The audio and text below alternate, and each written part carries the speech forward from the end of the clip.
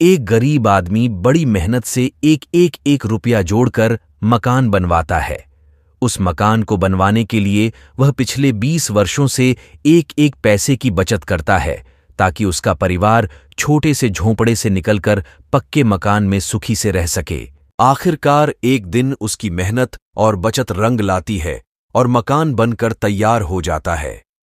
तत्पश्चात पंडित जी से मुहूर्त निकलवाकर गृह प्रवेश के लिए शुभ दिन निश्चित किया जाता है, लेकिन गृह प्रवेश के केवल 2 दिन पहले ही जबरदस्त भूकंप आता है और उसका मकान पूरी तरह ध्वस्त हो जाता है।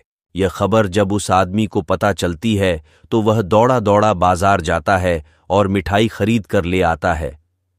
मिठाई लेकर वह घटनास्थल पर पहुंचता है, जहां पर काफी लोग इकट्ठे होकर उसके मकान गिरने पर अफसोस जाहिर कर रहे थे। ओह, बेचारे के साथ बहुत बुरा हुआ। कितनी मुश्किल से एक पैसा जोड़कर मकान बनवाया था। इसी प्रकार लोग आपस में तरह तरह की बातें कर रहे थे। वह आदमी वहां पहुंचता है और झोले से मिठाई निकालकर सबको बांटने लगता है। यह देखकर सभी लोग हैरान हो जाते हैं। तभी उसका एक मित्र उससे कहता है, कहीं तुम पागल तो नहीं हो गए हो? तुम्हारा घर गिर गया और तुम्हारी जीवन भर की कमाई बर्बाद हो गई और तुम खुश होकर मिठाई बांट रहे हो।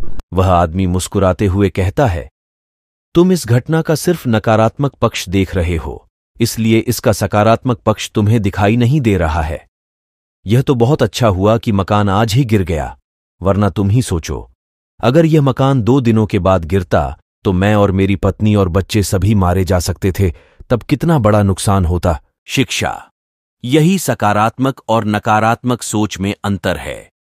यदि वह व्यक्ति नकारात्मक दृष्टिकोण से सोचता तो शायद वह नकारात्मकता का शिकार हो जाता, लेकिन केवल एक सोच के फर्क ने उसके दुख को सुख में परिवर्तित कर दिया। सुखी रहने के लिए सही सोच जरूरी है।